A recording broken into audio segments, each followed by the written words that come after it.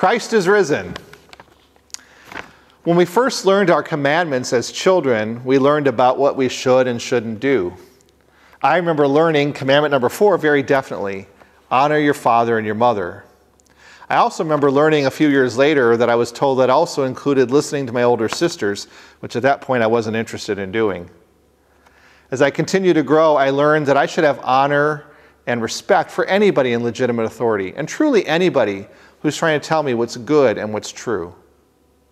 Many times that's hard for us because sometimes we don't want to hear what's good and true for us. This weekend, the church celebrates what is called Good Shepherd Sunday, a day for us to reflect on who we should honor in authority over us. Who are those people who are trying to shepherd us? In the first reading, we, of course, in this Easter season, continue to hear the good news about Jesus' death and resurrection. The message we're all supposed to be living with joy and making known through words and actions. The focus of the reading this Sunday, though, is on St. Peter's role in all of that. What is St. Peter doing as Jesus appointed him shepherd of the flock? Notice people are asking St. Peter, what should we do? What do they do in response when he tells them his teaching? A good question for us to ask would be, what does all this tell us about St. Peter's and others as shepherds in our church? Our second reading again comes from St. Peter's first letter to the church.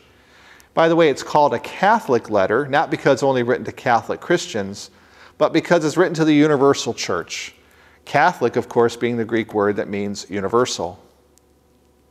Unlike in our first reading where the shepherd, St. Peter, is teaching us about discipleship, in this reading, St. Peter is teaching us about our faith. It's a good thing for us to think about.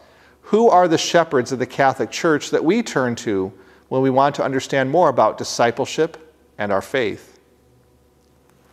Of course, as much as St. Peter is a shepherd, it's Jesus who appointed him shepherd in his stead. We can say then that all the successors of St. Peter's, the popes, and all the bishops united with him are our shepherds. But they're only effective shepherds when they shepherd with the heart of Jesus. Jesus calls himself in the gospel both the gatekeeper and the gate. When Jesus uses a metaphor, it's important for us to stop and think about what does he mean? In what ways have we experienced Jesus as a gatekeeper? Like in other ways, Jesus tells us he's both gatekeeper and the gate. Gates, of course, keep people in and keep people out. What does that tell us about Jesus being a gate?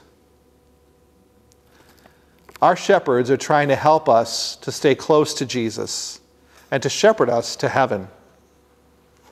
What is God offering to us as the sheep of his flock? And what is he asking of us in return?